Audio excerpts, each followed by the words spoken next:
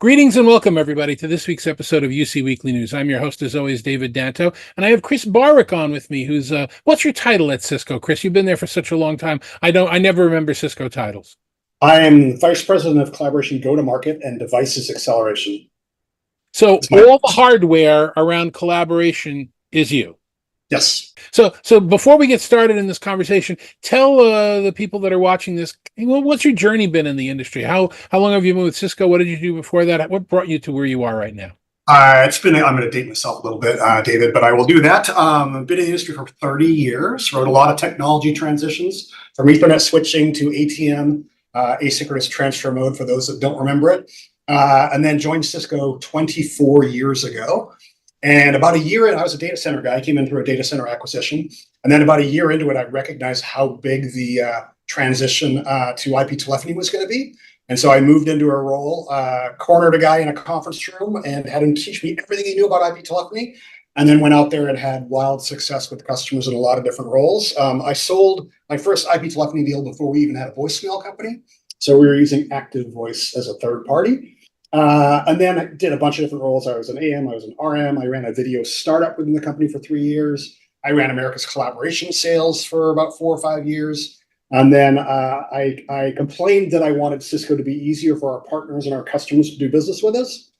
Guess what happened? They came, said, fine, come fix it. So I became a vice president working for our collaboration business in Java.com. Okay, that's a great story. And when you talk about Cisco collaboration, if for some reason I discount telephony, which I probably shouldn't do because that's where the story starts, but were I to do that, you can go back all the way to CUVA, the Cisco Unified Video Advantage. The idea that you pick up your phone and then the image pops up on your computer, and some people love that and some people hated that. And then there were plenty of iterations of cameras and of video telephones and video systems. And then there was the whole telepresence era, which I lived through. I still have the scars. I'm sure you do as well. That was when John Chambers asked a whole bunch of people to get into a room and invent video that was better, without any knowledge of what existed at the time. And some of the stuff was great and some of it was dumb. And it was an interesting era to live through, a real space race. It was. Yeah, it's been a long history. I guess I would start it with Celsius. We made the Celsius acquisition. So if you remember those really, really ugly IP phones, I should have grabbed one. I got one sitting right over there just as a prop. You see, I got a 7985 back there, right? That's okay, so there you go. You got some old ones too. We differentiate ourselves with power over Ethernet by automatically applying quality of service and VLANs. And as voice moved onto the network, Cisco did really, really well because we knew the network. And so it was a fun ride. We moved our platform to Linux, which made it massively scalable. And then, yes, in 2006, we invented telepresence. The second conference room in the world that got deployed with telepresence was in my local office here. And they took away a conference room and everybody was pissed because they took away a conference room. Well, I found someone that snuck me in there and I got to see and experience telepresence for the first time and I was blown away. And I knew that's what I wanted to spend the rest of my career on. We did really well through that, but not everybody could afford $300,000 a room. And that's why we acquired Tandberg in 2010.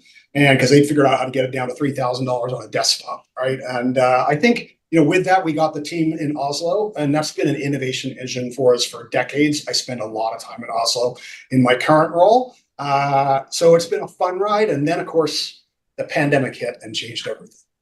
Yeah, we went from the, video is the new voice and, C calling and all the other things that you go ahead, try it, turn your camera on to, oh, I know what that is. And my grandmother knows what that is. And the local church and the other religious organization, everybody understands what video is now. And it's a little easier to describe to people what we do for a living, which is, in some ways a relief and in some ways a bigger challenge. Yeah, it's we changed about a decade's worth of people behavior in about a 6-month period. So everyone had to get pretty comfortable working via video. We weren't necessarily the winners of that pandemic. We had to massively scale our platform because of the increase of use. But, Microsoft was on everybody's desktop with Teams, and Zoom was probably a little bit easier to use than us and became a verb at the time. And then we started making massive investments in our platform. And because we were a platform, we had a strategic advantage and all of our features started being developing. We made some really great acquisitions. So we acquired Slido for audience engagement. We acquired Socio for events. We acquired Babel Labs, which was an incredible audio AI capabilities. We got a lot of our AI expertise there. and then we acquired IMI for a CPaaS platform.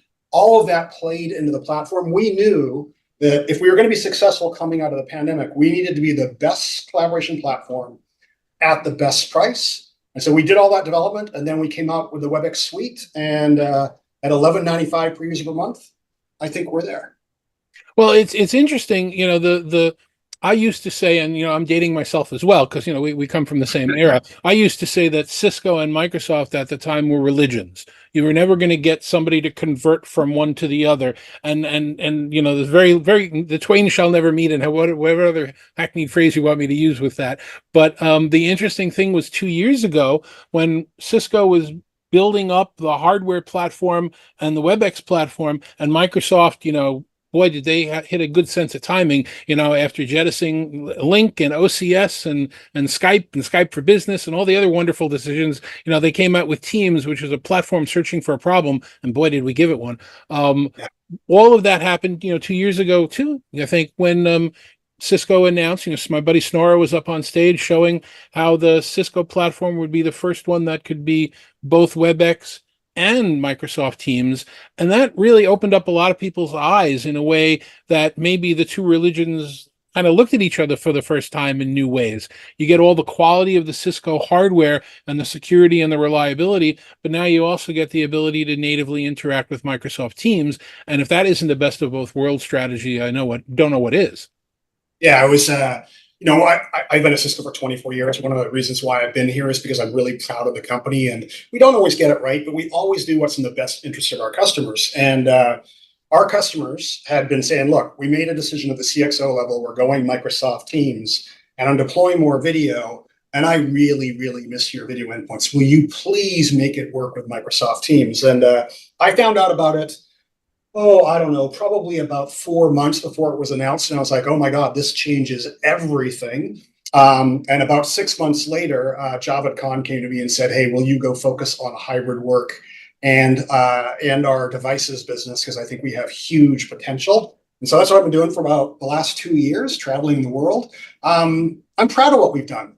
We have given the world's best video devices and now supporting one button to push for any meeting type, because all of our customers are using multiple meetings types, and native Microsoft meetings and native WebEx meetings on the exact same box, something else nobody in the industry can do. And we've been rewarded by it. Our customers are buying our video. It's one of the fastest growing billion-dollar businesses at Cisco right now. And when we face competition, we have about a 90% win rate right now, which is pretty outstanding. So excited about what we've delivered. So if anybody isn't familiar with the whole portfolio, and don't go through all of it right now, and I'm probably the worst, because believe it or not, I don't tell too many people this, but I'll tell you that I'm looking at you on a screen right now of an EX60. So I'm not using the video in it, but that is the screen that I'm using. What is represented in the endpoint portfolio from the desk all the way up? I mean, you still have solutions that go from just a USB camera all the way to full room systems. Yeah, let's start with our video devices. So they're all on Room OS. It's a secure Linux OS that we've been developing for the last probably at least a decade. So all of our innovation has gone into that OS. We have a complete desk portfolio. So from our Desk Mini with a small 15-inch display all the way up to the Desk Pro with a 27-inch display. I'm on a desk right now. It has all of the audio and video incredible capabilities into it. It is actually a codec, so the brains are in the device. I do about 16 or 17 video meetings a day. I don't know how I would do that if I was running all my meetings on a laptop. That would just drive me nuts. And so that is a great portfolio. We're excited about that. Today, the Desk Pro is Microsoft Teams certified, but we are looking at getting the Desk Mini and Desk also Microsoft certified in the future. It's a little bit of a preview there. Then we have our room systems. So we've got our room bar with a single camera, our room bar Pro with a dual camera. We've got our all-in-one device with our Board Pro G2 that we just refreshed. All-in-one being audio, video, whiteboarding. We democratize whiteboarding, so you can use Zoom or Microsoft or WebEx whiteboarding or Miro or Mural whiteboarding. And that had the old Meccano DNA in it, right?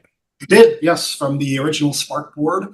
That became the Board Pro and the Board Pro G2. We have 2 cameras in the Board Pro G2. I'm still a little shocked that we're the only one in the industry that does that, because when you whiteboard, I'm right up on the device. You need a camera with a really, really short distance. And someone 20 feet away I need a different camera lens. So this is our second device with dual cameras. It's now 4 times the resolution. So I say often that we're a couple of generations ahead of the competition.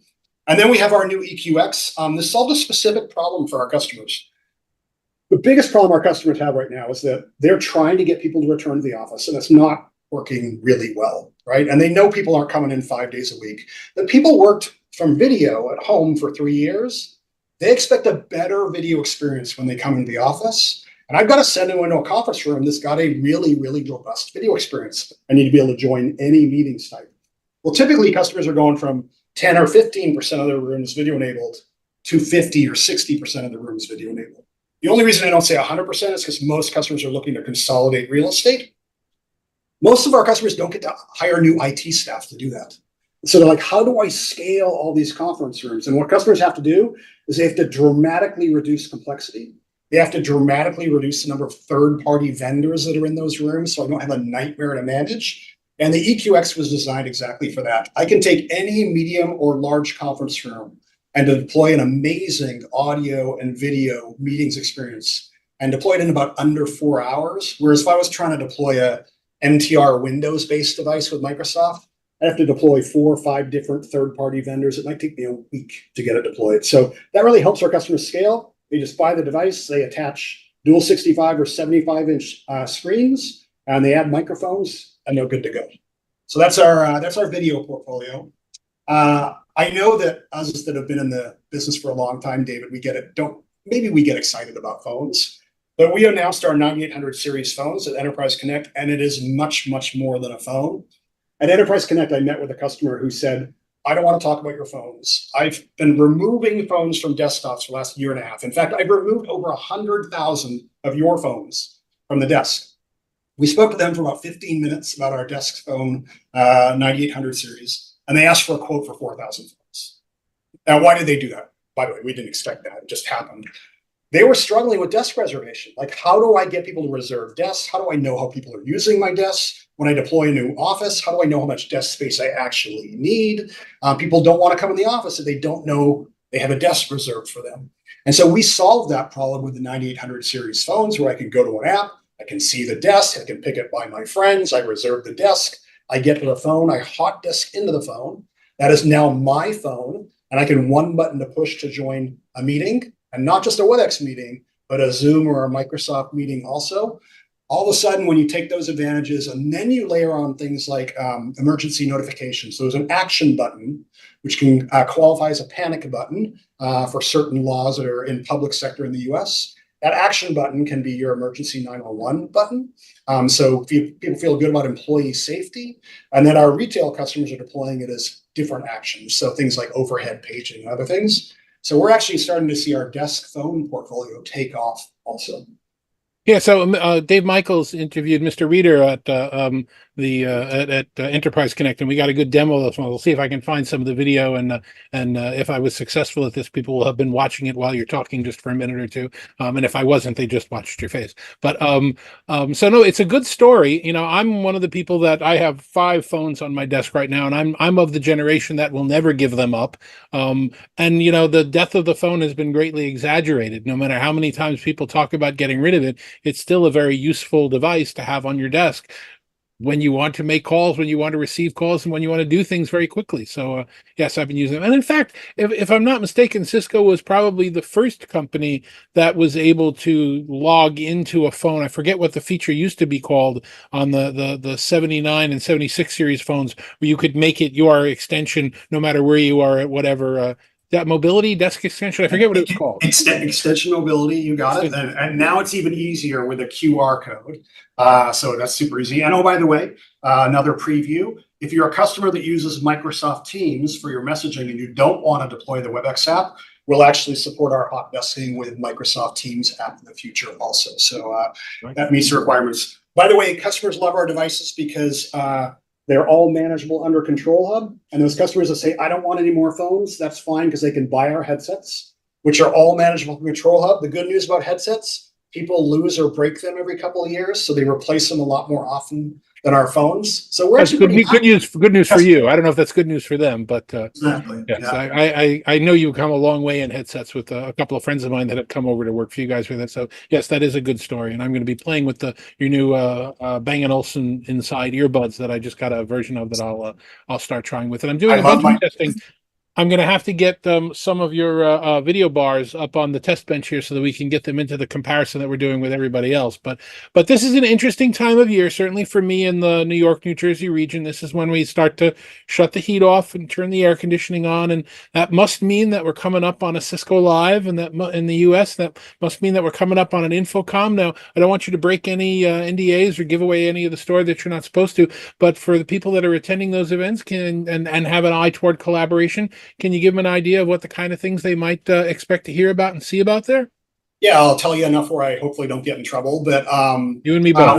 lots of excitement's built up for both. So Cisco Live, we've taken our WebEx AI assistant and we deployed our WebEx AI assistant across the entire collaboration platform. We announced that at WebEx One this last year, and we've now been releasing all of these capabilities to our customers. And now we have some really, really interesting statistics about the impact it's having on people's productivity and their overall experience. So we're going to be talking about that WebEx AI assistant and the impact on business at Cisco Live. By the way, we don't charge extra for the WebEx AI assistant. It is included in the WebEx suite, which is a great value proposition. But we'll be taking AI and talking also about AI in the contact center. We will be charging for some AI in the contact center, as everyone else would. But I think that people are underestimating the impact that AI is going to have on the contact center. So we'll talk about this at Cisco Live. Our first phase was across the entire platform, and now the second phase is integrated onto contact center. It empowers agents, it empowers the supervisors, it empowers the developers from the contact center perspective. Virtual agents will help customers scale, and ultimately it'll help you resolve customer issues more succinctly and more rapidly, which is a huge impact on business. So I'm super excited about the impact and the announcements we'll make at Cisco Live. From a contact center AI perspective, we'll talk about the WebEx calling platform. We usually announce new numbers every single event. The growth of our WebEx calling platform is off the charts. It is the largest cloud calling platform in the industry, and we'll announce the latest number at Cisco Live, which I will not leak. And then, of course, for those that are going, we'll have our entire portfolio of devices there. So our 9800 series phones with all the integration with Cisco Spaces. We'll have our EQX there. We'll have our Board Pro G2 there. All of these devices, from a video perspective, Microsoft certified, of course. Terrific. And then InfoComm, where I will see you, and we'll do this interview standing up in front of all your cool stuff. But anything new and expected from there? Yeah, we're a couple things I can talk about, a couple things I can't talk about. We'll focus a lot, even though InfoComm is a video show, we will talk about our desk phones also. And the reason why is because with our video devices, we solved a major problem for facilities and real estate people. The fact that they now know exactly how people are using the conference rooms. Our video endpoints have an always-on people count sensor in there. So people go to the conference room and they don't even use the video endpoint. We still know how many people went in that conference room. That's unlike our competition. So real estate people know, I know when I build a new space exactly how many conference rooms I need. And I know that my large rooms are used on average with 4 people instead of 10 people. So I need more medium-sized rooms. We solved that problem. They did not know how to solve the desk problem. And with the 9800 series phones, now with the integration with Cisco Spaces, so I can reserve a desk. I know exactly how people are using those desks. Now I've solved that problem for real estate also. So we will focus on that as a solution. We'll talk about manageability and Control Hub. So we're adding AI capabilities into Control Hub so you can actually manage your workspaces, and we'll let you know when there's a problem and raise that to your attention. And we'll focus on some integration with Cisco Spaces and Thousand Eyes there. We will have a Whisper Suite. I will have a product in the Whisper Suite that I think is going to disrupt a major market in the space. So I'm excited about that, but it's a product that's going to be better and cheaper than all in the competition in this space. So very, very excited to get that product launched. We'll announce it officially in October, but I'll have the device in my Whisper Suite with me. So I'll be excited about that. And then we talked about Tandberg. Tandberg used to be a company where you'd have to get an NDA to sign the NDA. You couldn't. Yes. It was a little bit hard to get through there, but that sounds exciting. These will be under NDA, but I'm excited about it. We also talk a lot about Cisco Spaces. There was a big webinar with Cisco Spaces team last week, and they've dramatically improved their signage. So now I can look at rooms and desk utilization. They've got indoor wayfinding so that I walk into an office, I hold up my phone to the device, and it'll now actually navigate me through the office to find a conference room or a desk. Desks are harder to find. Super cool. You can search rooms for smart spaces, ones that have video in them. You can search for rooms that have a wellness indicator, and that means that our video devices have an environmental sensor built into them. If we notice that the total volatile organic compounds, so the air quality in that room is going down, we integrate in with the HVAC and will automatically improve circulation in that room so that the CO2 goes down. So you'll be able to search for those kinds of rooms. We talked about smart desking. They've got some new enhanced analytics also. So we'll showcase a lot of new Cisco Spaces capabilities. So I'd be curious, for somebody else that has been in the industry, nearly as long as I have, or longer, depending upon how you look at it. How do you take it when you see competitors? What's a better word than that? Not necessarily competitors, frenemies, co-opetition, or whatever the term is nowadays. How do you take it when you see somebody announce a product and all of their fans cheer when you had that feature 10 and 15 years ago? I'm struggling with that. I've been writing some articles, and I'm not exactly sure. Am I the only one who's saying, but wait a minute, we did this already? I mean, look, I've said that many times in this business. So one of the ones that bugged me a little bit, and a lot of my friends are over at Zoom, so I'll pick on them a little bit. We built the WebEx, right? Best collaboration platform at the best price in the industry. We launched it. And then I guess imitation is the greatest form of flattery, because a couple of years later, Zoom replicated us and came out with their suite that they've announced. We've seen that happen multiple times. So it's just something you get used to, and it's okay. We're not stopping our innovation. So I expect over time for competitors to look at some of the things that we're doing and replicate. But let's be honest, sometimes we get beaten to the punch also by our competition, and we do the exact same thing to theirs. So it's a big business. There's room for all of us. Almost all customers are using multiple meetings platforms. So the way I look at it, David, is that, we're hyper focused on interoperability. And so I want our devices to work incredibly well, whether a customer is using Google or WebEx or Zoom or Microsoft. Now, of course, I prefer it be WebEx because I think we deliver a better meetings platform, but that's not the way that the world works. And so we've taken that to heart across our entire portfolio. So it's okay. Okay, I guess that's a fair answer. I kind of stand there and say, but wait a minute, I've heard this before. And not only did they have that, they had to pull it off of the market because of GDPR. How could you be announcing it again? But whatever. Anyway, that's just me. Chris, I really do appreciate your time today, and I look forward to seeing you at InfoComm when we will be together. If somebody wants to get more information about Cisco and Cisco collaboration, or wants to reach out to you and ask you a question, how do you suggest they do those things?